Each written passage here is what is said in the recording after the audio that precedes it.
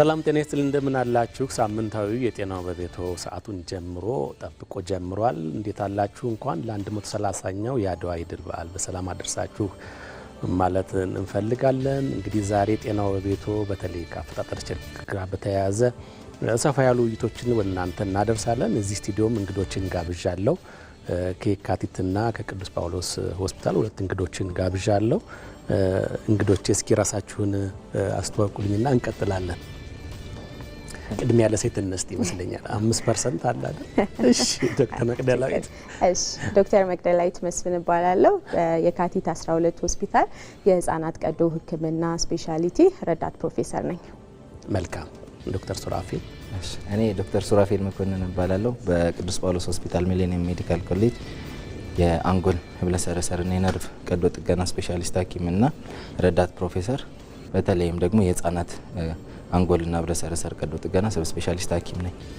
በጣም አሪፍ እንኳን ደህና መጣችሁ ማለት ፈልጋለሁ እንኳን ደህና ቆያችሁ መልካም ተመልካቾቻችን አብራችሁን ስትቆዩ እነዚህና ሌሎች ጉዳዮችን ታገኛላችሁ በ011 274 ላይ ደውሉ ምላሽ ማብራሪያ ወደ እናንተ የምናደርስ ይሆናል ፕሮግራሙን በማዘጋጀት እንዲሁም በማቅረብ አመር ተመስገን አብሬያችሁ ቆያለሁ መልካም ቆይታ እንዲሆን ከወዲሁ እመኛለሁ እንግዲህ ሰሞኑን ከነገ ወዲያ የአድዋ ድል በዓል ይታሰባል ይዘከራል ከህክምናው ጋር እንደው አድዋ ምን የምታስታውሱት ነገር አለ በእናንተ ሙያ አድዋ ያው የኛ የድል በዓላችን ብቻ ሳይሆን ማንነታችን የተገነባበት ትልቅ በዓላችን ነው በቅርብ ጊዜ ደግሞ እጅግ በጣም የሚያስደስተው እንደ አፍሪካ የሚከበር በዓል መሆኑና በአገር ደረጃም በአህጉር ደረጃ መወሰኑ ነው ከህክምና አንፃር ደግሞ አድዋ የፈጠረብን የህክምና ወይም ደግሞ የአስተሳሰብ ደረጃ አለ ያ ምንድነው ብዙ ጊዜ አፍሪካ የሚታይበት ወይም አፍሪካ የሚታሰብበት አስተሳሰብ አለ በተለይ በነጮች ዘንድ እኛ ኢትዮጵያውያን ግን የአድዋ ድል ስላለን ከዛ ክብር የተነሳ ያለን አስተሳሰብ ከሌሎች ሀገራትም ከቅኝ ከተገዙ ሀገራት የተለየ አይነት አስተሳሰብ አለን ከነጮች ጋር ባለን ንግግርም ከትምህርት አንፃር ኮሚኒኬሽናችን ብዙ ነገራችን ለየት ያለና በኩራት የተሞላ ነው ለዚህም ለምሳሌ አንድ እንደ ምሳሌ እንደመውሰድ ከቻለን የኢትዮጵያ የአንጎልና ህብለሰረሰር የነርቭ ቀዶ ጥገና ህክምና ሲጀመር የዛሬ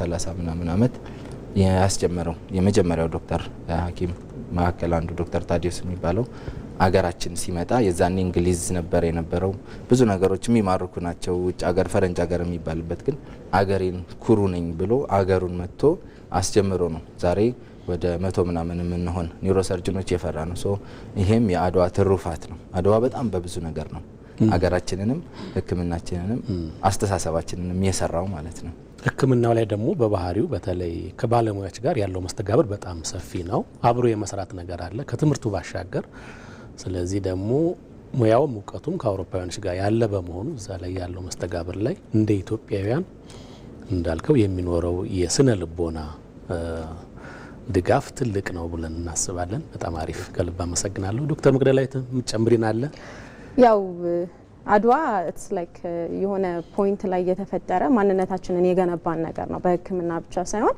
በምንም ነገር ላይ ኩሩነታችንን ያመጣው እሱ ነው አሁን ላይክ አብዛኛው ሞደርን ሜዲሲን ከውጭ የመጣ ነገር ነው አብዛኛው ነገር በነጮች የተጠና ነገር ነው ብዙ ነገሩ ማለት ነውና ያን ነገር ስንማረው there is no free dinner እንደሚባለው ነፃ ራት የለም እንደሚባለው ነገር ነው የሆነ ነገር መተው ሲያስተምሩ የሆነ ነገር ይፈልጋሉና የኛ ያድዋ ያለን ማንነታችን ቢልድ ያደረገን ነገር ምን አድርጎናል ኩሩ አድርጎናል ሶ ስንቀበል ይዘውት የመጡት ከኋላ ያለውን ነገር አብሮ ያለ መቀበል ነገር አለ ኦኬ ለእርዳታም ይምጡ whatever ለመጡበት አክቲቪቲ ሲመጡ ጥሩ ነገሩን እንወስዳለን ሌላው ላይ ግን አይ እኛ ነፃ ሰዎች ነን በጣም እንተነን ፕራውድ ነን ኩሩ ነን እና በዛ ተጽኖ ስር የመውደቅ አይነት ነገር የለንም በማይረባ ጥቅምም የመደለል አይነት ነገር የለንም እና ቢልድ አድርጎናል ብዬ አስባለሁ ይሄን ደግሞ የምናየው ብዙ ጊዜ ከሀገር ስንወጣ ነው ሌሎች ሀገሮች ላይ ስንሄድ ልዩነቱን በደንብ እናስተውለዋለን የኢትዮጵያዊነታችን ኩሩነታችን ማለት ነውና ያ ደግሞ የተሰራለን ባድዋ ነው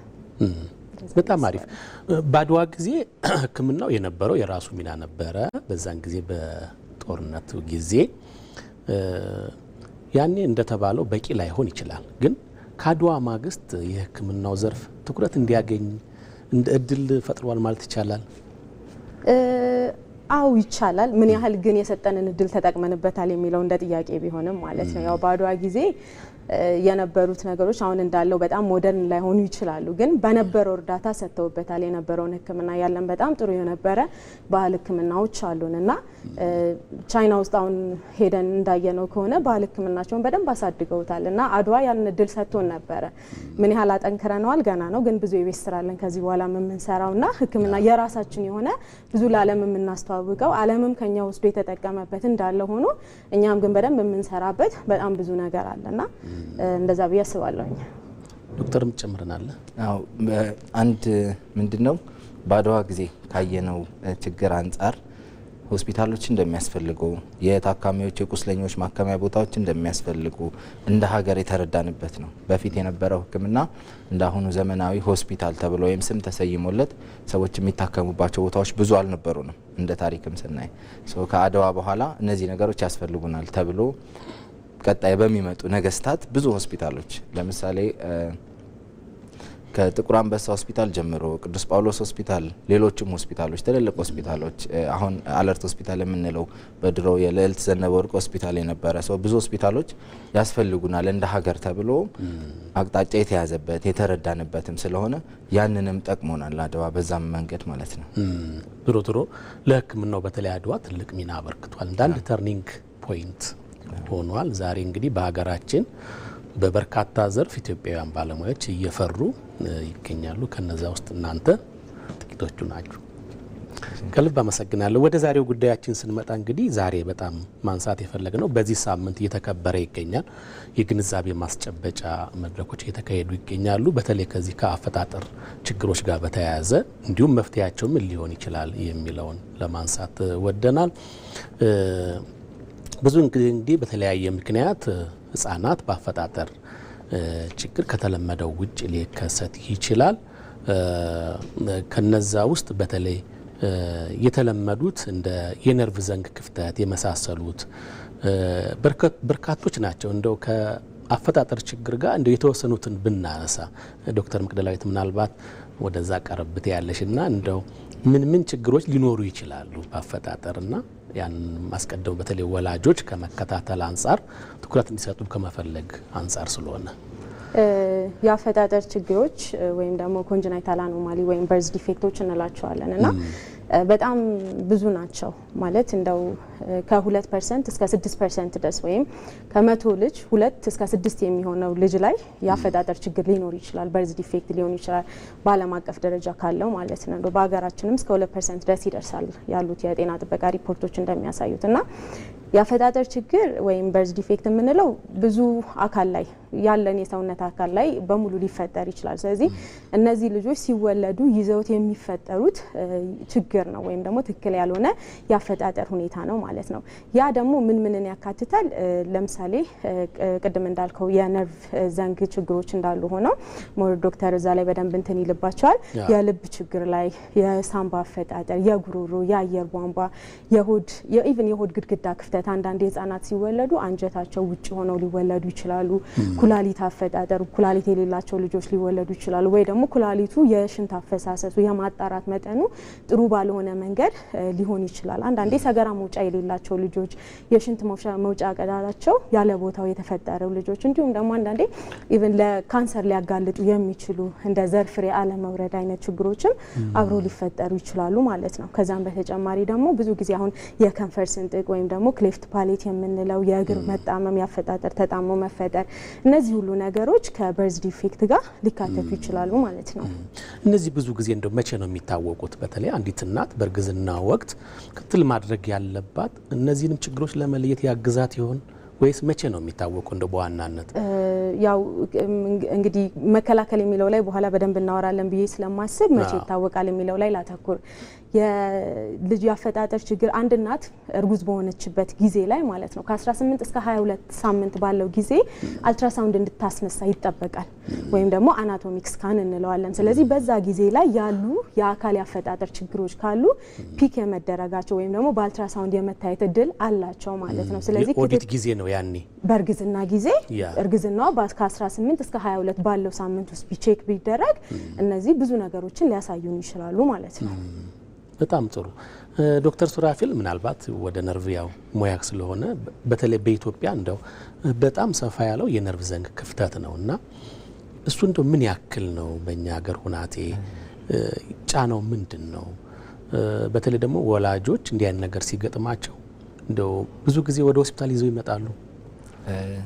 የነርቭ ዘንግ ክፍተት በእኛ ሀገር በሀገር ደረጃ ጫናው ከተወለዱ በፊት በሚደረግ አልትራሳውንድ በተጠና አንድ ጥናት ከ10 ሺህ አልትራሳውንድ ከተሰራላቸው ወደ 162 አካባቢ የሚሆኑት የነርቭ ዘንግ ክፍተት ችግር ያላቸው ናቸው። እነዚህ የተለዩ ማለት ነው። ከተወለዱት ደግሞ ግማሽ አካባቢ ወደ 80 አካባቢ የሚሆኑት ከ10 ሺህ ከተወለዱ ህጻናት የነርቭ ዘንግ ክፍተት አለ። ይህንን ለማነጻጸር ከሌሎች ሀገራት ጋር ስናየው ሌሎች ሀገራት አብዛኞቹ ከ10 በታች አንዳንዶቹ 4 5 ከዛ በታች ያነሱ ናቸው። እኛ 80 ከ10 ሺህ የምንለው ይህም ሆስፒታል የታወቁና የመጡ ናቸው። አብዛኞቹ እንደተወለዱ ሊሞቱ የሚችሉ ይኖራሉ። ሆስፒታል ደግሞ ላይመጡ የሚችሉ በተለይ አሁን እነዚህ አይነት ችግሮች ሲኖሩባቸው እንደ ማህበረሰብ የመደበቅ አንዳንዴ ባህላዊ የሆኑ ነገሮችን የማድረግ ለምሳሌ እዛው ክፍተቱ ያለበት ቦታ ጋር ብዙ የሚቀቡ ነገሮች ይኖራሉ። ብዙ ተያያዥ ነገሮች የምናደርጋቸው ይኖራሉና ይሄ ብዙዎቹን ስለሚደብቃቸው እንጂ ከዚህም ከፍ ያለ ነው። በሀገር ደረጃ ከፍተኛ የሆነ ተጽዕኖ የሚያሳድር ተጽዕኖ ደግሞ በተለይ በአብዛኛው ጫናው የሚመጣው እኛ ተመላላሽ ክፍልም ከምናየው አንጻር እናቶች ላይ ነው። ብዙ ጊዜ ምን አይነት አስተሳሰብ አለ? በተለይ በአንዳንድ የሀገራችን ክፍሎች እነዚህ ችግሮች የሚፈጠሩት ከሴቷ ምክንያት ብቻ ነው ተብሎ ይታሰባል።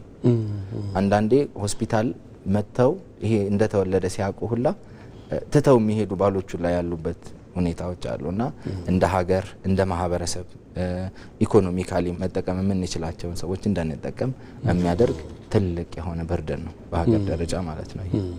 መልካም። ይህን ለመግቢያ ያክል እነዚህን ካነሳን ዝርዝር ያሉ ጉዳዮችን ደግሞ ተቀምጠን አንድ ባንድ እናያቸዋለን። ከልብ አመሰግናለሁ። እናመሰግናለን በጣም። ተመልካቾቻችን እየተከታተላችሁ የምትገኙት ሳምንታዊ ፕሮግራማችን ነው። ዛሬ ከአፈጣጠር ችግርና መፍትሄው ጋር በተያያዘ ሰፋ ላይ ውይይት እያደረግን እንገኛለን። በ011 274235 ላይ ደውሉ። ምላሽ ማብራሪያ መልሰው ወደ እናንተ የምናደርስ ይሆናል። ካፍታ ማስታወቂያ በኋላ ደግሞ ተመልሰን እንገናኛለን።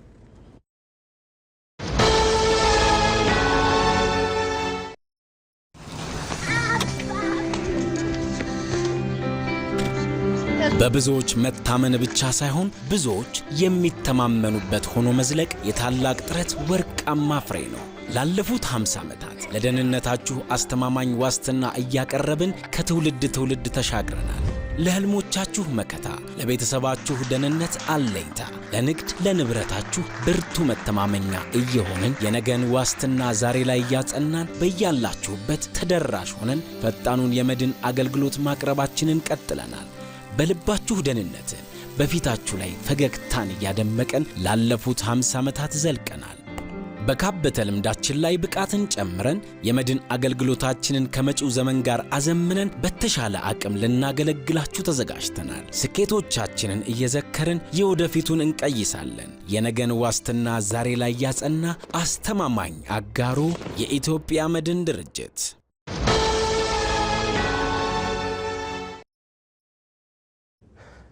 ተመልሰናል። ሳምንታዊ የጤናው በቤቶን እየተከታተላችሁ ትገኛላችሁ። ዛሬ ከአፈጣጠር ችግርና መፍትሄዎቹ ጋር ነው ውይይት እያነሳን የምንገኘው። ዶክተር መቅደላዊት እንግዲህ ቅድም ስታነሺ ነበር፣ በተለይ የትኞቹ የአፈጣጠር ችግሮች ናቸው፣ የቱ ጋር ሊከሰት ይችላል የሚለውን እያነሳሽልን ነበርና እንግዲህ እኛ በሕክምናው ዘርፍ ላይ ብዙ ጊዜ ጠቅላላ ቀዶ ሕክምና ባለሙያዎችን እናውቃለን። ግን የህፃናት ቀዶ ሕክምና ላይ እንደው ዘርፉ ትንሽ ለየት ያለ ነውና ከዛ አንፃር የተወሰነ ሀሳብ ስጭን እስኪ። እሺ፣ የህፃናት ቀዶ ህክምና ወይም ፔዲያትሪክ ሰርጀሪ በስፔሻሊቲ በሬዚደንሲና በሰብ ስፔሻሊቲ ደረጃ ይሰጣልና ኖርማሊ በሌላው ዓለም ላይ ከ17ኛው ክፍለ ዘመን ጀምሮ ሞደርን ሆኖ አክሴፕትድ ሆኖ እየሰራ የነበረ ነገር ነው። በእኛ ሀገር እንደ ሀገር ስናየው ከ100 ዓመት ያላለፈ ታሪክ ያለው ነገር ነውና ኢቭን አሁን በሀገራችን ላይ አጠቃላይ የህፃናት ቀዶ ህክምና ስፔሻሊስቶችን ቁጥር እንኳን ብናይ ከ50ና 60 ብዙ የማይበልጥበት አይነት ሁኔታ ነው ያለውና እሱ ብቻ ሳይሆን የምንሰጠውም ሰርቪሶችን ስናይ የምንሰጣቸውንም ህክምናዎችን ስናይ አሁን ብዙ ጊዜ በዓለም አቀፍም እንደ ሀገርም ትኩረት ትኩረት የተሰጣቸው አሉ። አሁን የነርቭ ዘንግ ክፍተት ችግሮች፣ የክሌፍት ፓሌቶች እነዚህ በአይን የሚታዩ ፊት ለፊት ህፃኑን ስናየው የሚታዩ ነገሮች ስለሆኑ በደንብ አቴንሽን የመፍጠርና ቶሎ በህዝቡ ደረጃ ቶሎ የመታየት ነገር እንትንም ትኩረትም የመሰጠት ነገር ነበረ እና በእኛ ስፔሻሊቲ ያሉ ደግሞ አብዛኞቹ በልብስ የመሸፈን ነገር አላቸው እና በጣም ብዙ ልጆች ተቸግረው ሕክምና እንዳለው ሳያውቁ በጣም ተጎድተው የቆዩበት ሁኔታ አለ። በአንድ አመት ምናልባትም በወራት እድሜ ያሉ የሚሰራ ቀዶ ሕክምና የ10-14 አመት ልጆች ሆነው የሚመጡብን ሁኔታ አለ ማለት ነው እና ኢቭን አሁን ለምሳሌ አንድ ልጅ የሰገራ መውጫ ቀዳዳ ወይም ያው ፊንጢጣ የምንለው ሳይኖረው ሊወለድ ይችላል። ከ5000 ልጅ አንድ ልጅ ላይ ይሄ ሊያጋጥም ይችላል። የሆድ ግድግዳ ክፍተት አንጀት ወደ ውጭ ወጥቶ ሊፈጠር ይችላል እና በተለይ አሁን አንጀት ውጭ ወጥቶ ሲፈጠር በሌላው ዓለም ላይ ምንድነው የሚደረገው? በአልትራሳውንድ ቼክ ከተደረገ በኋላ እናትየዋ የወለደችበት ሆስፒታል ወይም ደግሞ የወለደችበት ክፍል ጎን የህፃናት ቀዶ ሕክምና ስፔሻሊስት ኖሮ ቀጥታ ተወስዶ ነው ሕክምና የሚደረግላቸው።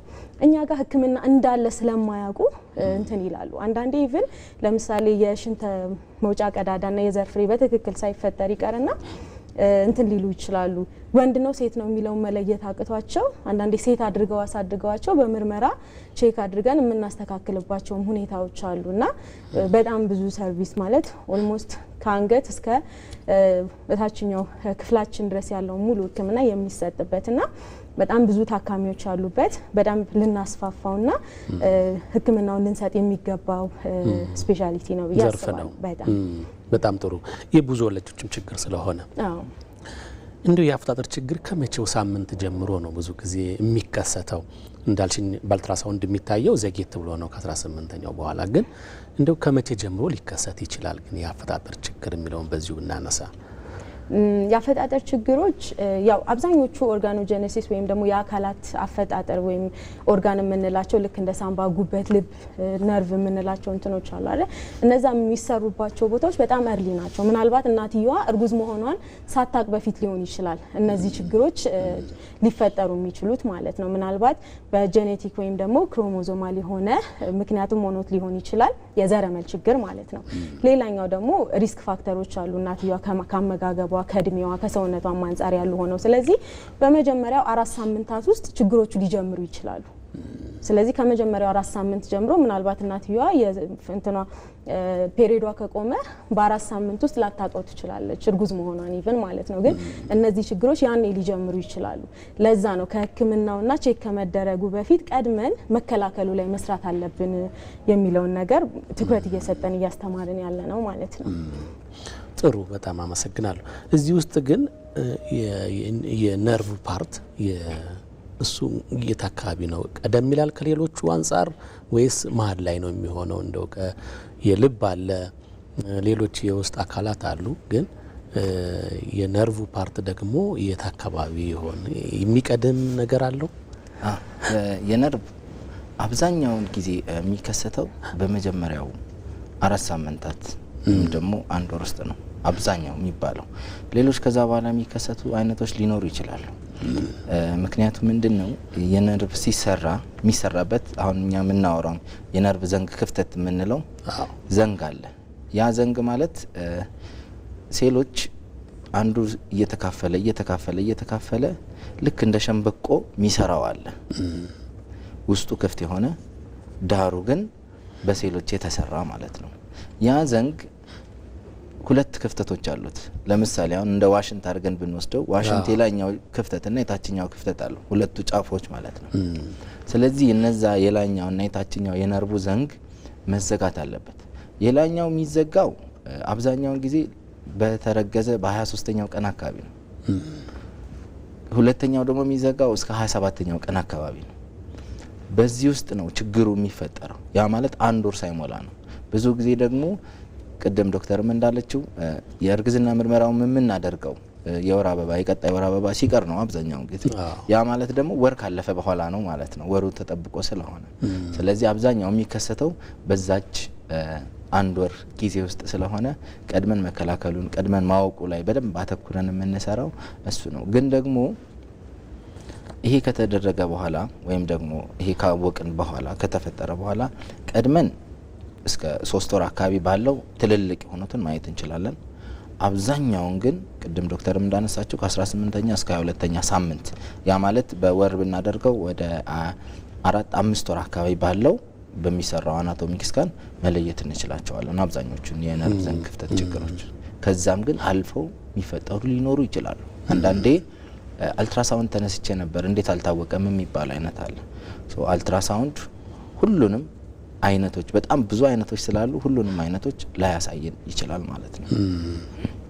በጣም ጥሩ።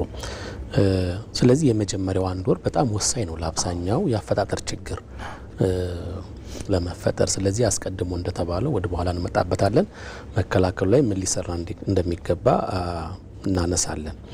እስቲ እንደው ቀለል ካለው እንነሳ ዶክተር ምክንያት እዚህ ከከንፈር ከላንቃ መሰንጠቅ ጋር በተያያዘ በተለይ የካቲት አካባቢ በተለይ በሰፊው የሚሰጥ ሕክምና ነውና ከሱን ጀምርና አንድ ሁለት የአፈጣጠር ችግሮችን እናነሳለን።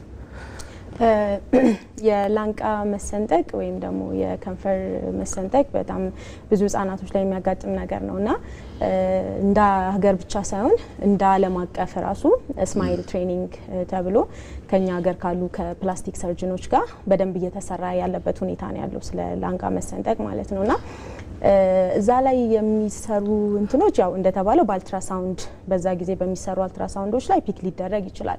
በተለይ የከንፈር መሰንጠቅ አብሮ ካለ ማለት ነውና ብዙ ጊዜ ህክምናውን ስንሰጠው ሲሰጥ ይሄኛው እንዳልኩ ብዙ ጊዜ የሚሰጠው በፕላስቲክ ሰርጀሪ እና በስማይል ትሬኒንግ አካውንት ነው እና ያ በሚሰጥበት ሁኔታ ላይ ኢንቴግሬትድ የሆነ ወይም ደግሞ በደንብ የተጣረሰ አይነት ሰርቪስ ነው መሰጠት ያለበት። ምክንያቱም እነዚህ ልጆች ከተወለዱ በኋላ ከጡት መጥባት ወይም ደግሞ ጡጦ ስፔሻል የሆነ የጡጦ መዘጋጀት ሊያስፈልጋቸው ይችላል። ለማህበረሰባዊና የስነ ልቦናዊም ሰፖርት ያስፈልጋል፣ ድጋፍ ያስፈልጋቸዋል እና ፕላስቲክ ሰርጅኖች ከነርሶችም ሆስፒታል ላይ ካሉ ነርሶችም ጀምሮ በጣም እርሊ ነው የሚጀምሩት።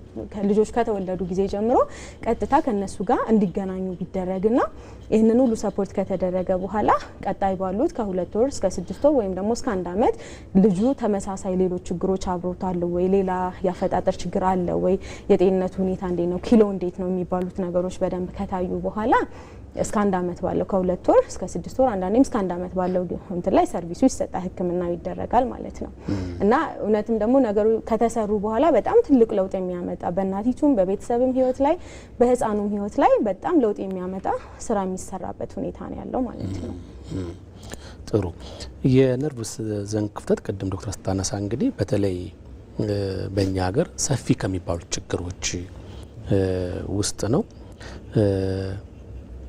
ራሱ የነርቭ ዘንግ ክፍተት እንግዲህ ከጀርባችን አካባቢ የሚከሰት አለ፣ ላይ ደግሞ ጭንቅላታችን አካባቢ የሚከሰት አለ። እንደው ሁለቱን ነጣጥለን ብናያቸው በጣም ጥሩ ሀሳብ ነው ያነሳው። ምንድነው የነርቭ ዘንግ ክፍተት ሲባል መጀመሪያ በሁለት በትልልቅ እንከፍላቸዋለን። አንደኛው ያው እንግሊዘኛው ኦፕን እና ክሎዝድ ተብሎ ነው።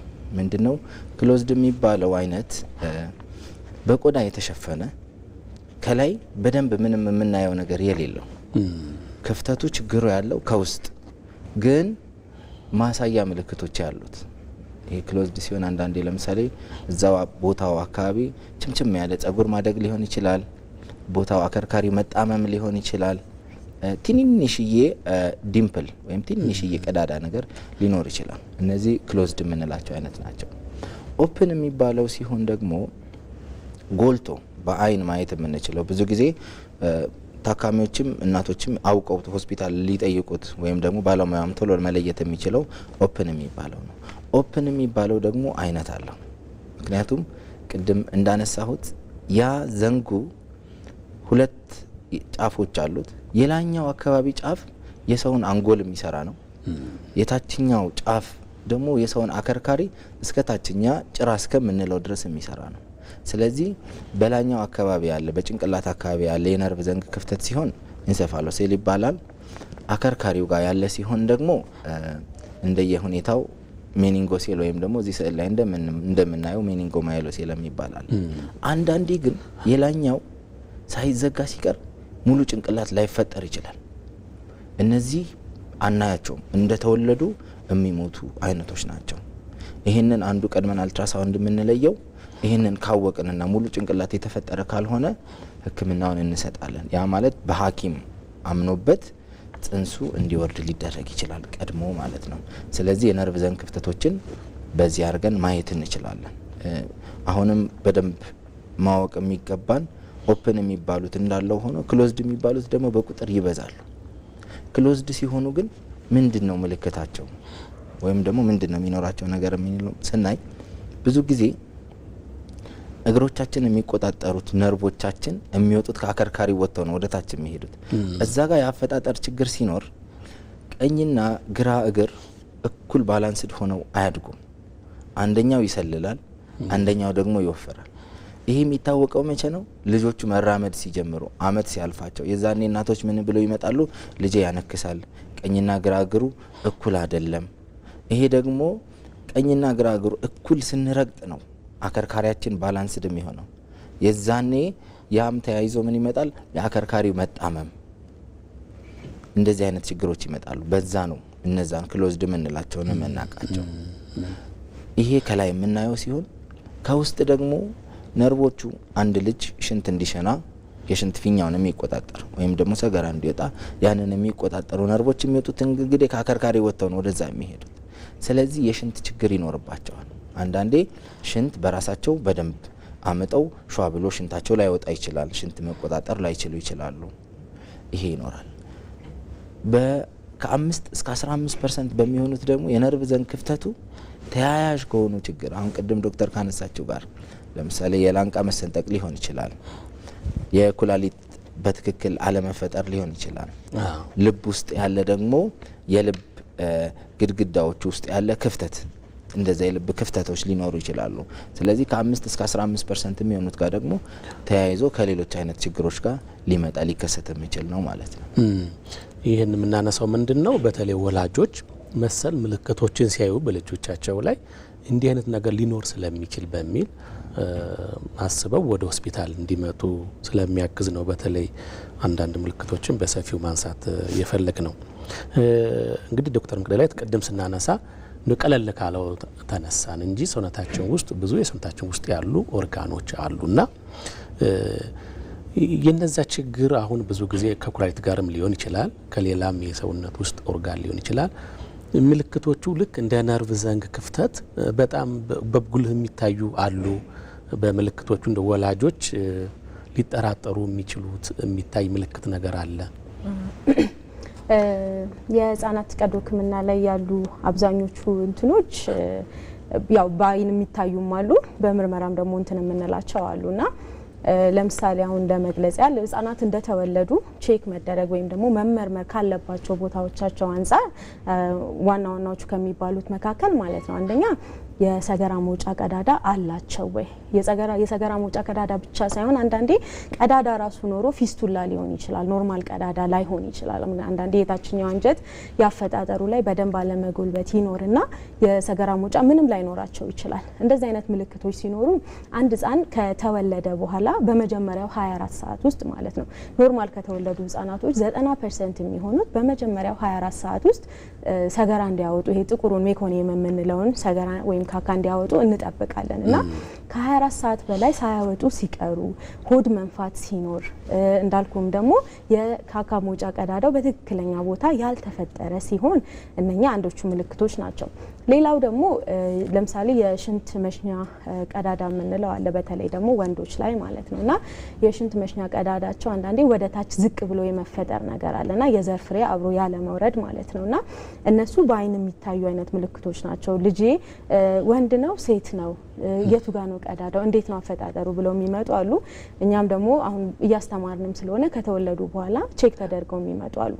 ሌላው ነገር አንድ ህፃን ልጅ ወይም ደግሞ በእርግዝና ጊዜ የዘር ፍሬ የምንላቸው ወይም ቴስቲስ የምንላቸው ወደ ዘር ከረጢት ለመውረድ እርግዝናው ከተፈጠረ እስከ 35ኛው ሳምንት ድረስ ወርደው እንዲፈጠሩ እንጠብቃለን እና ከተወለደ በኋላ እነዚህ የዘር ፍሬዎች ቦታቸው ላይ ወይም የዘር ከረጢት ውስጥ ኖረው እንዲፈጠሩ እንጠብቃለን፣ ስክሮተም ውስጥ የምንለው ላይ ማለት ነውና ሲወለዱ ያልተፈጠሩ ሲሆኑ በመጀመሪያው ከ4 እስከ 6 ወር ባለ ጊዜ ቼክ መደረግ አለባቸው። ከዛ በኋላ ሕክምና ስለሚያስፈልገው ምክንያቱም ከባድ የሆኑ ችግሮች ልክ እንደ ካንሰርን ጨምሮ መካንነትንም ሊያስከትሉ ይችላሉ። በህፃንነት ታክመው ማዳን የምንችላቸው መከላከል የምንችላቸው ካንሰርና መካንነትም ሊያጋጥም ይችላልና እነዚህ ነገሮች ቼክ መደረግ አለባቸው። ሌላው ነገር የሆድ ግድግዳ ያው በደንብ የተዘግቶ እምብርት ወይም እትብቷ ምልክት ኖራ ነው መወለድ ያለበት። አንዳንዴ የእምብርት ቦታ ላይ ማበጥ ወይም ደግሞ ብሽሽት አካባቢ ማበጥ ሊኖራቸው ይችላል። ኢቭን የሽንት ፊኛቸው ወደ ውጭ ወጥቶ አንጀት ወደ ውጭ ወጥቶ የሚፈጠሩ ልጆች አሉ። ያው እነሱ በጣም ድንገተኛ ስለሆኑ ወደኛ የመምጣት እድላቸው ሰፊ ነው። ሌሎቹ ግን አሁን በተለይ አሁን ኩላሊት ላይ የኩላሊት ውሃ መቋጠር ብዙ ጊዜ ካደጉ በኋላ የኩላሊት ንቅለ ተከላ ዲያሊሲስ እንዲያስፈልጋቸው የሚደረጉ ምክንያቶች በልጅነታቸው ሳይታወቁ ቀርተው ነው። እነዚህ ነገሮች በእርግዝና ጊዜ ቼክ የመታወቅ የመለየት እድል አላቸው። በፊት ላይ አሁን አልትራሳውንድ ምናምን በደንብ ባልተስፋፋበት ጊዜ ላይ የጎን ውጋት ኖሯቸው ወይ ደግሞ ሽንት ላይ ደም መቀላቀል ኖሯቸው ወይ ተደጋጋሚ የሆነ የሽንት ኢንፌክሽን ኖሯቸው ወይ ወንዶች ልጆች ደግሞ ሽንት አልወጣ ብሏቸው እንዲህ አይነት ምልክቶች ኖሯቸው ነበር የሚመጡት። አሁን ግን በተለይ አልትራሳውንድ በደንብ መሰራት ከጀመረ በኋላ በተለይ የእርግዝና ጊዜ የሚሰራ አልትራሳውንድ በደንብ ከተስፋፋ በኋላ ቀድመን የምናቅበት ቀድመን ለሕክምና የምንዘጋጅበትና ቀድመን እነዚህ ላይክ ዲያሊሲስ ላይ የሚያደርሱ ወይም ደግሞ የኩላሊት ንቅለ ተከላ ድረስ የሚያደርሱ ችግሮችን ቀድመን የምናክምበት ሁኔታ ላይ ነው ያለነው ማለት ነው። እንደዚህ አይነት ምልክቶችም ሊኖሯቸው ይችላሉ። በጣም ጥሩ።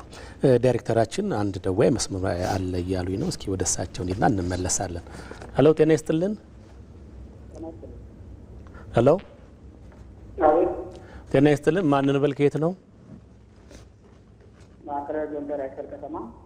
ማን አሉኝ? አላምሮ ላይ ነው ባላለ። እሺ፣ ሀሳቦትን ይቀጥሉ። ሀሳቡ ምንድነው? በጣም ሲወለድ መጀመሪያ እሺ፣ ከዚህ ከአከርካሪ ወረድ ብሎ ወደ ክፍሉ አጋጣሚ ማለት ነው። እሺ፣ ክፍሉ አካባቢ መሀል ላይ እና እንደ ጉበት ሊመስል ነገር ተለጥፎ ነው አብሮ የተወለደውና ሲነካ ከቆዳው በላይ ነው የሚመስለው። ስጋው ጋር የተገናኙ አይደለም እና ዝም ብሎ ልክ አለ። እኛ ደግሞ ስጋታችን ምንድን ነው? እያጎበጡ ይሄዳል ከስጋ ጋር ወይም ባለ ስጋ ተያያዥነት አለው ብለን ነበረ።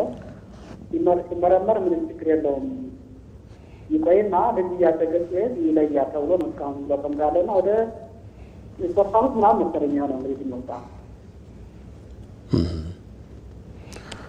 ዶክተር ሱራፌል ተጨማሪ የምትጠይቀዋለህ? ምናልባት የልጁን እድሜው ስንት ነው? እድሜው ቢያንስ ወደ 3 ዓመት የቀረበ ነው። ኤምአርአይ ምርመራ ተደርጎለት ነበር? አዎ አድርጎ ነበር።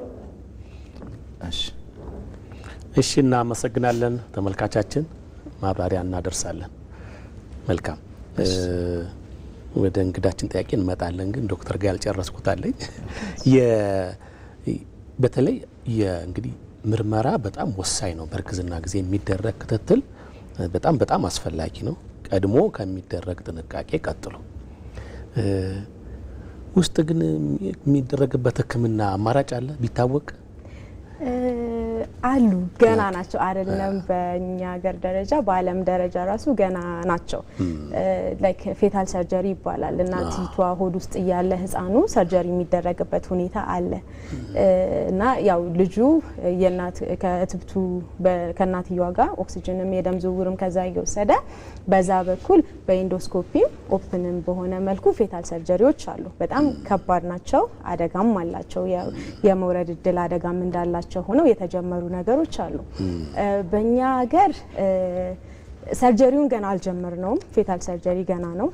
ብዙ ኢቨን ፔዲ ሰርጀሪያችን ሰብ ስፔሻሊቲዎችን ሱፐር ስፔሻሊቲዎችን የመጀመር ፕላኖች አሉን። የአንጀት ለብቻ፣ የኩላሊት ለብቻ እንዲሁም ደግሞ ፌታልም የሚጀመርበት ሁኔታ አለ። ግን አሁን እንደውም በዚህ ላይ ሜንሽን ላደርግ እነሱም ስለሌሉ ፌቶ ማተርናል የሚባሉ ከማጸንና ጽንስ ሰብ ስፔሻላይዝ ያደርጓሉና ቅርብ ጊዜ ሰምታችሁ ከሆነ እንደውም አበበሽ ጎበና ላይ እዛው ጽንሱ ሆድ ውስጥ እያለ የደም ቅየራ ነገሮች እንደ አይነት ነገሮች ያው ብልጭታ እየጀመሩ ነውና በቀጣይ ባሉ ጊዜያቶች እነዛን ነገሮች የመጀመር እድል ይኖረናል። በአነስተኛ ሳምንት ተጀምሮ እስኪ አድግ ድረስ እዛ ላይ ደም የደም ቅየራ እየተደረገለት አለና ይሄ ትልቅ ነገር ነው ማለት ትልቅ ሰክሰስ ነው። ከዚህም በኋላ ደግሞ ጥሩ ተስፋ የሚያሳየን ነገር ነው። ብዙ የምንሰራበት ነገር ነውና አለ ግን ገና መስፋፋት እንደ ሀገር ብቻ ሳይሆን እንደ ዓለም ራሱ በደንብ እየተሰራበት ያለ ነገር ነው ገና። ጥሩ አይ እንደው ከሚቆረቁረኝ ቤት ነው። አመሰግናለሁ ዶክተር ሱራፌል። ወደ እንግዳችን እስኪ እንሂድ። እሺ መልካም። እንግዳችን የጠየቁት ያው ቆዳው ላይ ጉበት የሚመስል ነገር አለ መሀል አከርካሪ ላይ። ይሄ ያ ቦታ እንግዲህ በጣም ትኩረት የሚሻ ቦታ ነው። በጣም ትኩረት የሚሻ ቦታ ነው። ብዙ ጊዜም የሚከሰተው የታችኛው አካባቢ ነው ከወገብ ወደ ታች አካባቢ እና ደግሞ ከየቂጡ ስንጥቅ ወደ ላይ ያለበት የሚያቆምበት አካባቢ አብዛኛው ጊዜ የሚበዛው የሚከሰትበት እዛ አካባቢ ነው በተደረጉ ጥናቶች። እና ይሄኛው ቆዳው ላይ ያለ ጉበት የሚመስል የሚለው እኔ ሲመስለኝ ክሎዝድ የሆነው የስፓይና ቢፊዳ ሊሆን ይችላል። ግን ምንድነው ይሄንን አንዳንዴ ተያያዥ የሆኑ የቆዳ ብቻ ኖርማል የቆዳ ችግሮች ሊኖሩ ይችላሉ። በጣም ጥቂቶቹ ናቸው። መዘጋጀት የሚያስፈልገን እንደ ባለሙያ እንደ ታካሚም ግን ቀላሏ ናት ብለን አይደለም። ብዙ ጊዜ እነዛን ትልቅ ያለው ችግር ወደፊት ብናክመው ልንረዳው ምን ይችላውን ችግር ያንን አተኩረን ነው ምርመራ የሚያስፈልገው። ኤምአርአይ ያስፈልጋል ወይ ብዬ ቅድም ኤምአርአይ ተነስቷል ወይ ብዬ ጠየቅኩት። ምንድነው ኤምአርአዩ ያሳየናል የውስጥ ያለውን የአከርካሪው አፈጣጠሩን ከዛ ደግሞ ነርቮቹ ከዛች ቦታ ጋር ከቆዳ ጋር ካለው ጋር ይገናኛሉ ወይ ሳይገናኝም የሚለውን በኤምአርአይ ማየት እንችላለን። በኤምአርአይ አይተን ደህና ከሆነ እሰየው መልካም። ግን ምን ይፈልጋል? ክትትል ይፈልጋል። አንዳንዴ ነርቡ በቦታው ይሆንና እያደገ ሲመጣ በተለይ የልጆች ቁመታቸው የሚጨምርበት አንደኛው 8-9 አካባቢ ሌላኛው ደግሞ 12 13 ቁመታቸው የሚጨምርበት እድሜ ላይ ነርቡ ሊወጠር ይችላል። አሁን ምልክቶች ምንም ነገር ላይ ታዩ ይችላሉ። እግርም ደህና ነው፣ ሁሉ ነገር ደህና ነው፣ የሽንት ፊኛም ደህና ነው ይባልና የዛኔ መወጠር ምልክቶች ሲኖሩ ደግሞ ሕክምናው ሊያስፈልግ ይችላል። ግን ምን ይፈልጋል? ክትትል ይፈልጋል። እንደዚህ አይነት ነገሮች በደንብ ማየት የሚፈልግ ነው። የታዩበትም ቦታ ይወስነዋል። ምክንያቱም አንዳንዴ በስፔሻሊቲ ሌቭል ያየ ሐኪም ማየት የሚኖርባቸው ነገሮች ይኖራሉ። ስለዚህ እንደዚህ አይነት ነገሮች ሲሆን በተቻለ መጠን አትሊስት ከዛ ከነርቭ እና ከአከርካሪ ጋር የተገናኘ ስፔሻሊስት ሐኪም ቢያየው እመክራለሁ። ክትትል ግን መቆም የለበትም። ቀጣይ ክትትሎች ያስፈልጋሉ። ለአሁን ይሄኛው ጥሩ የሚባል ነው። ያን ያክል ብዙ የሚያስጨንቅ አይነት አይደለም። እሳቸውም እንደጠየቁን ግን ክትትል ይፈልጋል። ኤንድ ፎሎ አፕ ኤምአርአይ ያስፈልገናል። ቀጣይ ሲቆይ ማለት ነው። በዛ እናያለን። ምናልባት አድማጫችን ኤምአርአይን ሊረዱ ይችሉ ይሆን ላይረዱ ይችሉ ይሆን ብዬ የሚል ሀሳብ ነበረኝ ውስጤና አሁንም የተነሱት ኤምአርአይ ካልሆነ ኤምአርአይ አስነስተው በደንብ ቢያሳዩ የሚል ሀሳብ በጣም ጥሩ ነገር ነው። ምክንያቱም ኤምአርአይ ማለት ያው እንትን ነው ማግኔቲክ ሬዞናንት ኢሜጂንግ ነው። ህፃኑን ክብ ማሽን አለ ትልቅ ማሽን የሚመስል እዛ ማሽን ውስጥ ገብቶ አንዳንዴ ካስቸገሩ ማደንዘዣ ተሰጥቷቸው ካላስቸገሩ ተኝተው አሁን እኛ ሀገር ያሉት ኤምአርአዮች ቢያንስ ብዙ ደቂቃዎች ምናልባትም 40 ደቂቃ ምናምን እዛ አካባቢ ሊፈጅ ይችላል። እዛ ውስጥ ገብቶ የሚነሳ አይነት ማሽን ውስጥ ያለ ስለሆነ ያ ምርመራ ተደርጓል ወይ እየታዩበትስ የት ነው? ይሄንን ሕክምና ማግኘት ከፈለጉ ደግሞ እኛ በቅዱስ ጳውሎስ ሆስፒታል ሕክምና ይሰጣል።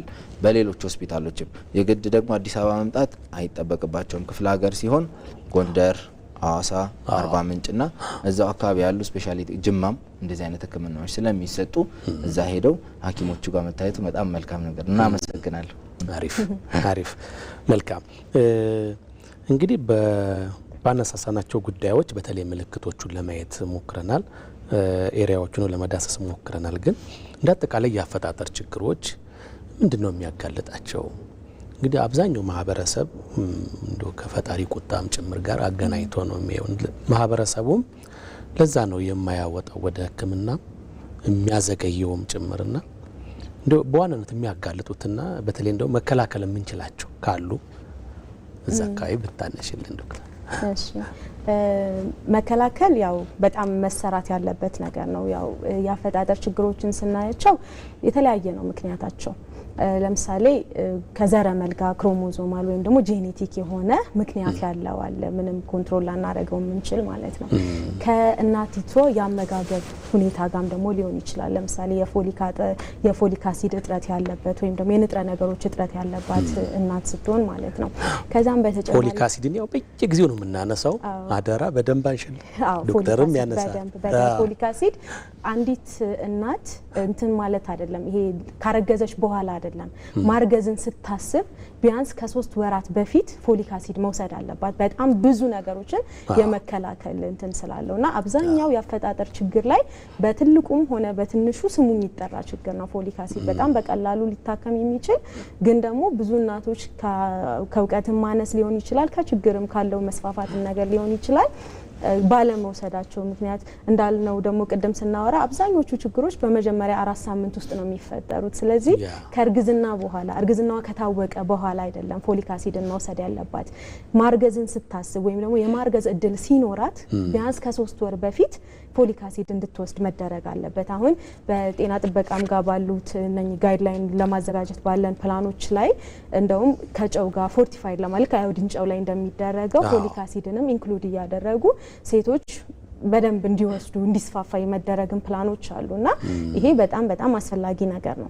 ሌሎቹ ለምሳሌ ህመሞች አሏቸው በተለይ የስኳር ህመም በእርግዝና ጊዜም ወይም ከዛ በፊትም የነበረ የስኳር ህመም ካለ የሚወስዷቸው መድኃኒቶች ካሉ በተለይ የሚጥል በሽታ ኖሯቸው ከዛ ጋር የሚወስዷቸው መድኃኒቶች ካሉ እንዲሁም ደግሞ አልኮል መጠቀም ሲጋራ ማጨስ እነኚህ ሱስና ድረጎችን የመጠቀም ባህሪ ካለ እነኚህም ሪስክ ሊሆኑ ይችላሉ። ከዛም ውጪ ደግሞ አንዳንዴ ኢንቫይሮንመንታል የምንላቸው ችግሮች አሉ። ኢንቫይሮንመንታል ማለት ለምሳሌ አካባቢያዊ የሆነ ማለት ነው። ያ ማለት ለምሳሌ የጸረ አረም ጸረ ተባይ መድኃኒቶች በጣም ብዙ ጊዜ የሚጋለጡ ሰዎችም ለዚህ ችግር ሊጋለጡ ይችላሉ። ሌላው የእናቲቷ እድሜ በጣምም ከፍ ሲል በጣምም ዝቅ ሲል ከ20 ዓመት በታችም ሲሆን ከ35 በላይም ሲሆን ደግሞ የሚጋለጡ ያፈጣጠር ችግሮች ሊኖሩ ይችላሉ። ሰውነትን በጣም መወፈርም በጣም ደግሞ ኒውትሪሽናሊ ወይም ከምግብ እንትን አንፃር በጣም መክሳት ምክንያቶች ሊሆኑ ይችላሉና ቅድም እንዳልከው ይሄ የፈጣሪ ቁጣ ምናምን የሚባሉት ነገሮች እንትን ማለት በእነዚህ የሚደበቁ በጣም ብዙ ችግሮች አሉ። አንደኛ ቅድም ዶክተርም እንዳለው የእናቲቷ ችግር ተደርጎ የመቆጠር ነገር አለ የሷ ምክንያት ተደርጎ ማለት ነው። እናቲቷም እውነት ለመናገር አባትየውን ብሌም የሚደረጉበት ነገር አይደለም። ማንም በቃ ሊወቀሱ የሚገቡበት ጥፋተኛ ሊደረጉ የሚችሉበት ነገር አይደለም። ወላጆች የሚወቀሱበት ችግር አይደለም። ሊያጋጥም የሚችል ነገር ነው ማለት ነው። ከዛ ውጪ ግን ሲፈጠር ደግሞ እኛ አሁን አንዳንዴ ጥናቶችን እናደርጋለን ታካሚዎችንም ደግሞ ኦፒዲ ላይ እናያለን እና ለምሳሌ አንዳንዴ ቅድም እንዳልኩ ወይ የሰገራው መውጫ ችግር ምናምን ሲኖራቸው ኮሎስቶሚ እንሰራለን። ኮሎስቶሚ ማለት በሆድ በኩል ተለዋጭ የሰገራ መውጫ ማለት ነው። ስለዚህ አንጀት በዚች ጋር እናወጣና ካካ ይወጣልና ተለዋጭ መንገድ ስለዚህ በሆዳቸው በኩል ነው እነዚህ ልጆች የሚጸዳዱት ማለት ነው። እና ብዙ ጊዜ ህፃናት ላይ ስንሰራ የሚመለስ አይነት ነው። ልክ ካካ መውጫ ሰገራ መውጫውን ካስተካከልንላቸው በኋላ ያንን እናስተካክለዋለን። ግን ያችን ጊዜ እንኳን ለመጠበቅ በጣም ተቸግረው እናት ከቤተሰብ የምትባረርበት ትዳር የምትፈታበት ባሏ ጥሏት የሚሄድበት በጣም ብዙ አይነት እንትን አንዳንዴ ራሳቸውን ኢቭን ያጠፉ ሰዎች ገጥመውን ያውቃሉ። ይሄን በቃ መቀበል አቅቷቸው ማለት ነውና እንደ ፈጣሪ ቁጣ እንደማይድን ነገር ሳይሆን የአፈጣጠር ችግሮች ወይም በርዝ ዲፌክቶች በጣም ብዙ ቢሆኑም አብዛኞቹ ህክምና አላቸው። በህክምና እንደው 100% ባናድናቸው ለመኖር በሚያስችል መንገድ መስራት እንችላለን እና የፈጣሪ ቁጣ የባህል እየተባለ ወላጆችም ልጆችም ከሚጎዱ በደንብ እውቀቱን አዳርሰነው ህክምና እንዳለ አውቀው ወደኛ እንዲመጡ ህክምናውን እንዲያገኙ በደንብ ተጽዕኖ ሰጥቼ መንገር እፈልጋለሁ በዚህ ጉዳይ ላይ ማለት ነው። ታንኪዩ ዶክተር ከልብ አመሰግናለሁ። የወንዶች ዝግጅት አያስፈልግም ግን ለምሳሌ ወንዶች ወፍራም ቢሆኑ ስፖርት የማይሰሩ ቢሆኑ የተመጣጠነ የማይመገቡ ነው ጥራቱን የጠበቀ የወንድ የዘር ፍሬ ሳያስፈልግም ወይ? ወደ ዶክተር እመለሳለሁ ግን ደዋ ያለ እያለኝ ነው ዳይሬክተራችን። ሄሎ ጤና ይስጥልን። ሄሎ ማን እንበል ከየት ነው? ሽፈራው ማን ያዘዋል ከሻሸመኔ ነው። አቶ ሽፈራው የዘወትር ደንበኛችን እንደምን አሉ? እውነት ነው። ሰላም ነው ክያ? ሰላም ነዎት? ሄሎ አለን ይቀጥሉ ሀሳቦትን። አመሰግናለሁ። ለእኔ አስተያየት እንኳን እንደዚህ አይነት መሰረት የጣለና በጣም ውስጥ ሰርጥሮ የሚገባ ሴት ወንድ ልጆች አሉንና በየጤና ኬላው ላይ እንደዚህ አይነት ትምህርት ቢሰጥስ ሆስፒታሎች ላይ ጤና ኬላዎች ላይ ለምንድን ነው የማይሰጠው? እና ይሄ በጣም የሚገርም ነው። ዛሬ ሰዎች ቴሌቪዥንም እንደ እንትን አይቆጥረውም፣ ምልከታም አይሰጥበትም። ግን እናንተ ዋጋ ከፍላችሁ ትልቅ እነዚህ ባለሙያዎች ስራቸውን ሌላ ነገራቸውን ትተው ለህዝብ እናገልግል ብለው መጥተው እዚህ ጋር ሲያስተምሩ እኔ በእውነት ልቤን ነው የሚነካው። እና አሁን ከ18 እና ከ22 ሳምንት በኋላ ሲወለድ ነው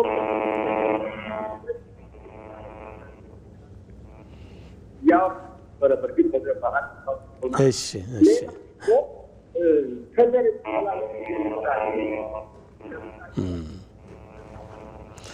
አቶ ሽፈራው የቴሌቪዥን ድምፅ አልዘጉ ይሆን? ኦኬ ነው ኔትወርክ ነው? እሺ ዘጋው። ይቀጥሉ። ጥሩ ነው። አሁን እና ምናልባት ይሄ የከንፈር ስንጠጣ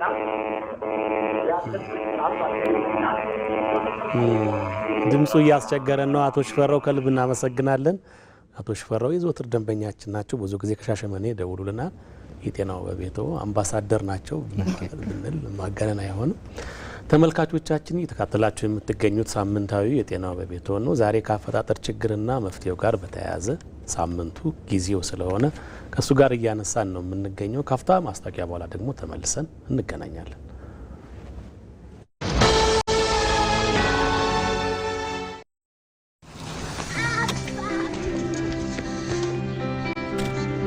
በብዙዎች መታመን ብቻ ሳይሆን ብዙዎች የሚተማመኑበት ሆኖ መዝለቅ የታላቅ ጥረት ወርቃማ ፍሬ ነው።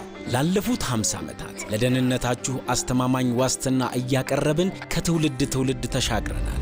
ለህልሞቻችሁ መከታ፣ ለቤተሰባችሁ ደህንነት አለኝታ፣ ለንግድ ለንብረታችሁ ብርቱ መተማመኛ እየሆንን የነገን ዋስትና ዛሬ ላይ እያጸናን በያላችሁበት ተደራሽ ሆነን ፈጣኑን የመድን አገልግሎት ማቅረባችንን ቀጥለናል። በልባችሁ ደህንነትን በፊታችሁ ላይ ፈገግታን እያደመቀን ላለፉት 50 ዓመታት ዘልቀናል። በካበተ ልምዳችን ላይ ብቃትን ጨምረን የመድን አገልግሎታችንን ከመጪው ዘመን ጋር አዘምነን በተሻለ አቅም ልናገለግላችሁ ተዘጋጅተናል። ስኬቶቻችንን እየዘከርን የወደፊቱን እንቀይሳለን። የነገን ዋስትና ዛሬ ላይ ያጸና አስተማማኝ አጋሩ የኢትዮጵያ መድን ድርጅት። ተመልሰናል። ጤናው በቤቶ ነው እየተከታተላችሁ የምትገኙት። ቀደም ሲል እንግዲህ በተለይ ዶክተር መቅደላዊት የእናቶች ሚና ከቅድመ ወሊድ በፊት ያለው በቃ ሲያስቡ ጀምሮ ያለው ዝግጁነት በጣም ትልቁ ጊዜ ነው፣ ወርቃማ የሚባለው ጊዜ ነው። የተመጣጠነ አመጋገብ፣ የአካል ብቃት እንቅስቃሴ ያለበት፣ ውፍረት የቀነሰበት፣ አብዛኛዎቹን ምርመራ አድርገው ጭምር ቢያረግዙ እና ደግሞ ሰፕሊመንት አልሚ ምግብ ጭምር በተለይ ፎሊክ አሲድ ዶክተርን እናነሳለን። ፎሊክ አሲድን ያው የሱ ጉዳይ ነው።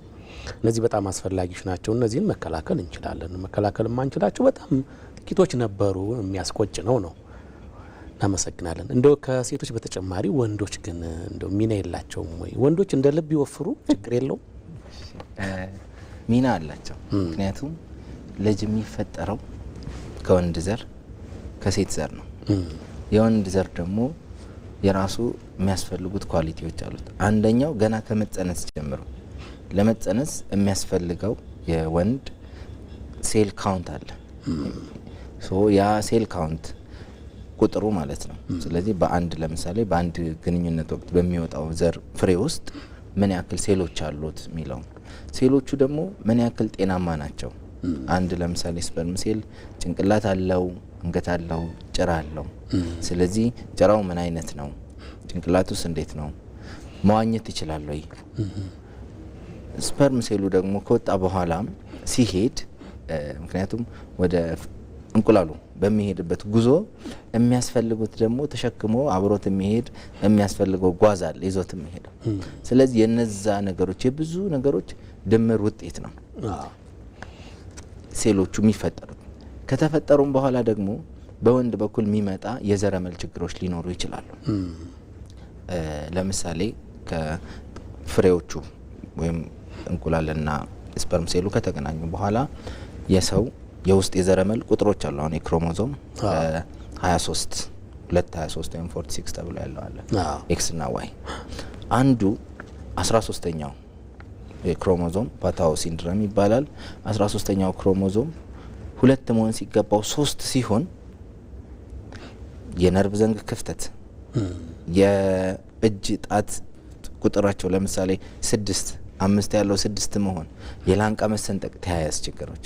18ኛው ክሮሞዞም ደግሞ ኤድዋርድ ሲንድሮም ይባላል። ልክ እንደዛ ሲሆን ደግሞ የኩላሊት በትክክል አለመፈጠር፣ የሽንት ፊኛ መስመሮች አለመሰራት፣ ተያያዥ የሆነ የልብ ክፍተት ችግር፣ የነርቭ ዘንግ ክፍተት ችግር እንደዚህ ይኑ የዘረመል ችግሮች ይመጣሉ። ስለዚህ የአንድ በኩል ወይም ሴቷ ብቻ የምትወቀስበት ወር ደግሞ ወንዱ ብቻ የሚወቀስበት አይነት አይደለም። ከሁሉም የሚመጣ ነው። ጤናማ የሆነ ላይፍ ስታይል ለዛ አስፈላጊ ነው። ከዛ ባለፈ ግን ቅድም ዶክተር ምስታነሳ አንተም እንዳልከው በጣም አስፈላጊ ከሚባሉ ነገሮች መካከል ፎሊክ አሲድ ነው። ፎሊክ አሲድ ሌላ ተአምር አይደለም፣ ቫይታሚን B9 ነው። ሶ ልክ አማኛ ቫይታሚን ዲ ፀሐይ እንደምንለው ሌሎች ቫይታሚኖች እንዳሉት ቫይታሚን B9 ነው ፎሊክ አሲድ። ይሄ ፎሊክ አሲድ ምንድነው የሚጠቅመው? ሴሎቹ እንዲራቡ በሚራቡ ሰዓት ዘረመል ውስጡ ይፈታል፣ ይታሰራል፣ ይፈታል፣ ይታሰራል። ልክ የአውሮፕላን ጀት በሚሽከረከረው ፍጥነት ነው አንድ ሴል ውስጥ ያለ ዘረመል የሚሽከረከረው።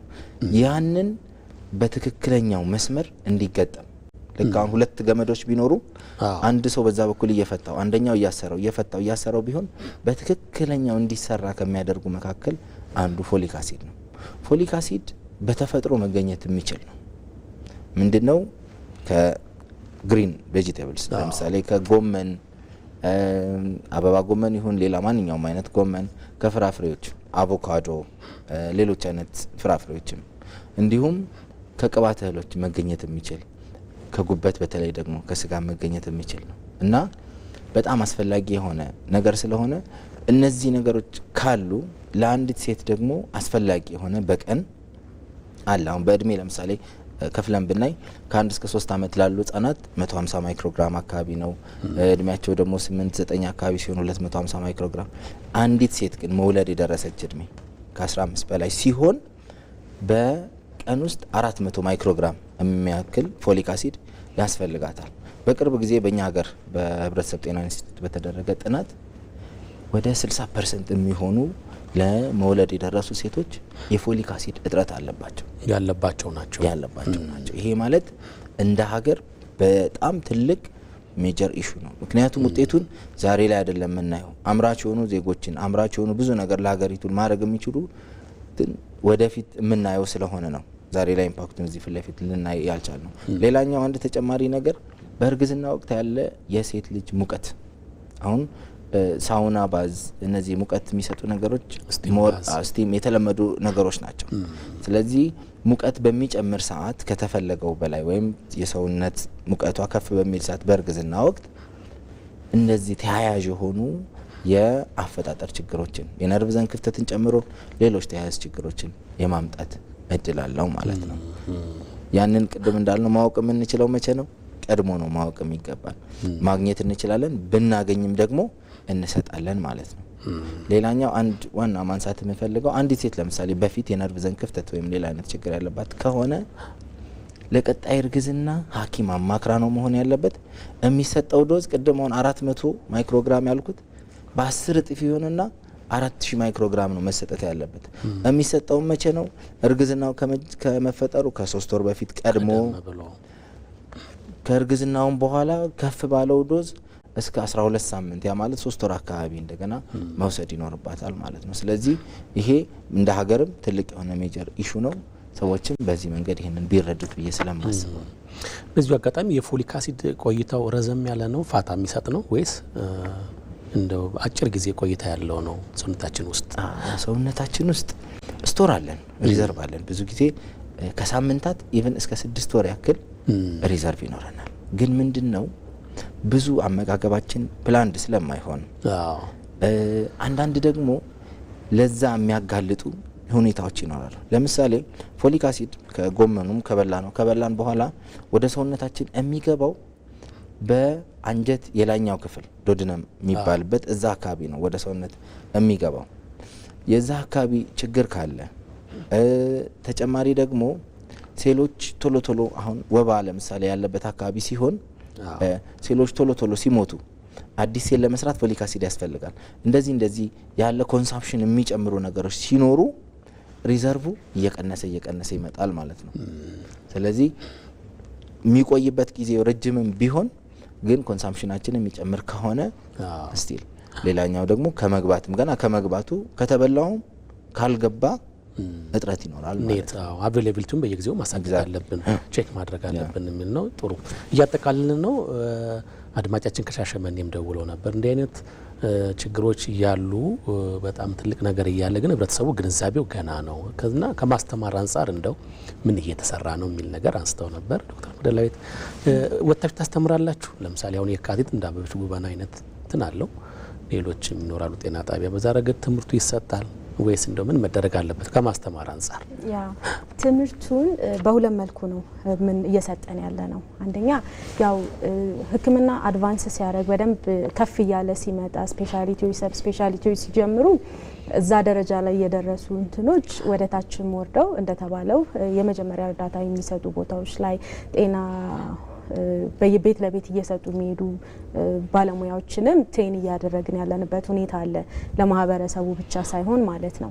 ሶ ትምህርቶችን እንሰጣለን፣ ስልጠናዎችን እንሰጣለን። አሁን ደግሞ በሀገር አቀፍ ደረጃም ትልቅ ፕላን አለ ኢንቴግሬት ለማድረግ ወይም ደግሞ ለማያያዝ ከፍ ያለ ቦታ ላይ ያሉ ወይም ደግሞ ስፔሻሊቲና ሰብ ስፔሻሊቲ ላይ ያሉ ሰርቪሶች አሁን በፊት ለምሳሌ ላይታወቅ ይችላል። ኢቭን አሁን በጣም ሪሞት ቦታ ላይ ራቅ ያሉ ቦታዎች ላይ ያሉ ሕክምና ጣቢያዎች ላይ ራሱ እንደ አይነት ሕክምና እንደሚሰጥ ላይታወቅ ይችላል።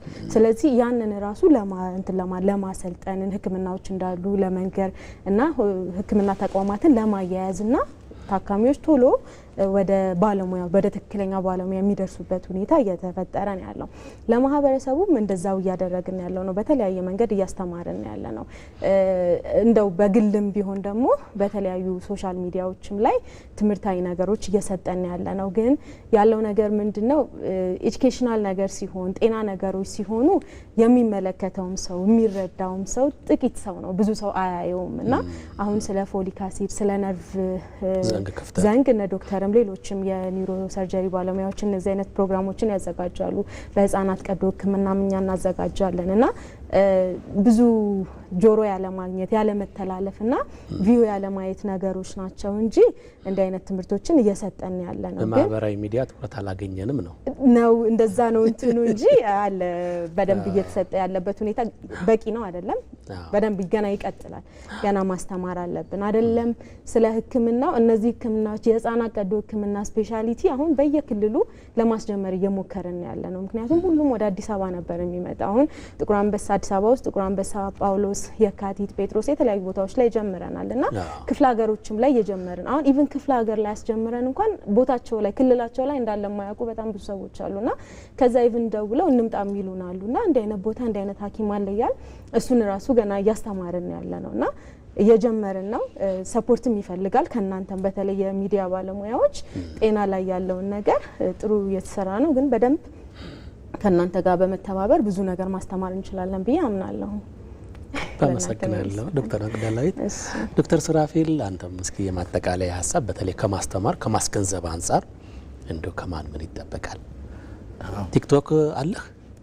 ፌስቡክ አለኝ። ቲክቶክ በቅርብ ጀመራለሁ። ወደሚከፍል ብትገባ ይሻለው ይሻላል። በማህበራዊ ሚዲያም እያስተማርን ነው።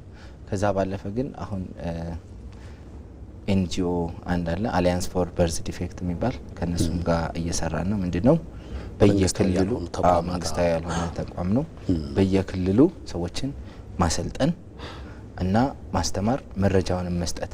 ይሄ የሚጀምረው እኔ ሁሌ የምንላለው ሁሉም ሰው ቤተሰብ ነው። ልዩነቱ የርቀትና የቅርበት ጉዳይ ነው። እኔ ዛሬ ላይ ወጥቼ እዚህ ጋር ለተወሰነ ሰዎች ነገር ያለው አንደኛው ለሌላኛው ያልነውን የሰማውን መልካም ነገር መጥፎ ነገሮች እየሮጡ እንደሚሰሙት ሁሉ መልካሙን ነገር ያንን በማሰማት ይሄ ችግር አለ፣ ይሄንን ሄደሽ ታከሚ፣ አገራችን መታከም ይችላል፣ እኛ ሀገር መታከም የሚችል ነው አብዛኛው ችግር እና ያንን ሁሉም ሰው ኃላፊነት ቢወጣ ብዬ አስባለሁ። ሌላኛው በጣም አስፈላጊ ነገር እርግዝና ፕላንድ ሲሆን የታቀደ እርግዝና ሲሆን ብዙ ነገሮችን ይከላከላል እና ሆስፒታል የምንሄደው ገና ለማርገዝ ስናስብ ነው መሆን ያለበት። ከታወቀ ደግሞ ቀጣይ የሚመጡ ችግሮችን ለምሳሌ ያ ጽንስ እንግዲህ በህይወት መቆየት የማይችል አይነት ከሆነ ባለሙያው አይቶ ቀድሞ መውረድ ካለበት ሊወርድ ይችላል። አይ ደግሞ ቀድሞ ቀጣ ብዙ ሕክምና ሊያስፈልገው ይችላል ሚሉትን ቀድሞ ተረድቶ ቤተሰብም እንዲዘጋጅ ክትትል የሕክምና ክትትል በጣም አስፈላጊ ነው። ሌላኛው የአንድ ሐኪም ወይም የአንድ ሰው ሚና አይደለም የሁላችንም ነው። ለምሳሌ አሁን እኛ በቅዱስ ጳውሎስ ሆስፒታል የጀመርነው ምንድነው አንድ ክሊኒክ አለ ከፌቶ ማተርናል ቅድም ዶክተር ካነሳቻቸው ከጽንስና ማህፀን ሐኪሞች ጋር ያለን ለብቻው የጀመርነው ክሊኒክ አለ። አሁን እኔ አንዱ እሱን እየሰራሁ ነው። ስለዚህ እናቶቹ ገና እንደመጡ አልትራሳውንድ ይታያሉ፣ ከኔ ጋር ይነጋገራሉ፣ እርስ በርስ ይነጋገራሉ፣ በህብረት አድርገን እንወስናለን። ከተወለዱ በኋላ ደግሞ የሚያስፈልጋቸው ፊዚዮቴራፒ ያስፈልጋቸዋል፣ ብዙ ተጨማሪ ነገሮች ያስፈልጋቸዋል። ያንን ደግሞ የሚያግዙ ግብረሰናይ ድርጅቶችም ሌሎችም ብዙ ይኖራሉ እና የአንድ ሰው ወይም የአንድ አካል ሚና ብቻ ሳይሆን የሁላችንም እንደ ሀገር ይመለከተኛል ብለን ልንሰራው የሚገባ ነገር ነው እና የሁላችንም ኃላፊነት ነው። እኔም በበኩሌ በሶሻል ሚዲያ በፌስቡክ በተቻለ መጠን ለማስተማር እየሞከርኩ ነው። ሰውም ቢከታተለው ጥሩ ነው ብዬ አስባለሁ። ችግሩ በጣም ሰፊ ነው። በተለይ በእናቶች ጋር ከእናቶች አንግል አይን ሆነን ስናየው በጣም ሰፊ ነው። የቤተሰብ ችግር ነው። ግን አብዛኛውን ደግሞ ማዳን ወይም መቀነስ ችግሩን የምንችልበት አማራጭ ነው። ዋናው ግን መከላከል ደግሞ የምንችልበት ስለሆነ እዛ ላይ በተለይ የፎሊክ አሲድ ላይ ህብረተሰቡ አሁን እንደ መንግስትም የተጀመረው የጨው ላይ ደብል ፎርቲፊኬሽን የተባለው ነገር በጣም ወሳኝ ነው። ያንን ወስዶ የመጠቀም ነገር በጣም አስፈላጊ ነው የሚለውን ለማንሳት ነው። እንግዶቼ ከልብ አመሰግናለሁ።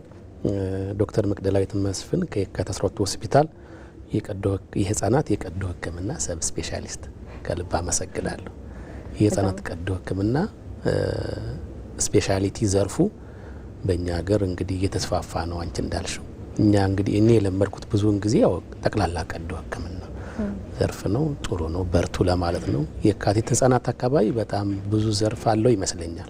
ከጨቅላ ህጻናት ጀምሮ ከጨቅላ ህጻናት ቀዶ ከአንድ ቀን ጀምሮ ነው እየሰራን ተወልደው ከአንድ ቀን ጀምሮና እንደው ሰዓትን አልውሰድና በነገራችን ላይ በፊት እንደነገርኩ በዓለም አቀፍ 100 ዓመት ያልኩ ባይደው ቅድም እንደ ዓለም አቀፍ ነው የህጻናት ቀዶ ሕክምና በእኛ ሀገር እንደውም በጣም ትንሽ ነውና ለዩት ያኔ የጨቅላ ህጻናት ቀዶ ሕክምና ከትልቅ ሰው መለየት አለበት። ምክንያቱም ህጻናት የሳይዝ ዲፍረንስ አይደለም ከትልቅ ሰው ጋር ያላቸው የሳይዝ ልዩነት አይደለም፣ የመጠን አይደለም ልዩነታቸው፣ የራሳቸው የሆነ ብዙ ካራክተር አላቸውና መለየት አለበት። ይሄ ስፔሻሊቲ የህጻናት ቀዶ ሕክምና ተብሎ ፔዲያትሪክ ሰርጀሪ መለየት አለበት ተብሎ ሲወጣ ማለት ነው።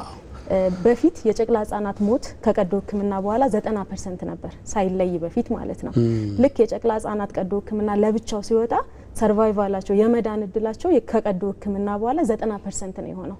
ያን ያህል ነው ለውጥ ያመጣው ማለት ነው። መከላከሉም እስከዛ ድረስ ይሄዳል፣ የዛ ድረስ ይሄዳልና የህጻናት በተለይ የጨቅላ ህጻናት ቀዶ ሕክምና ብዙ ቦታዎች ላይ ሴታፕ አልተሟላም። አሁን የቀዶ ሕክምና ስፔሻሊቲ ስላለው ብቻ አንድ ሆስፒታል የህጻናት ቀዶ ሕክምና መስጠት አይችልም።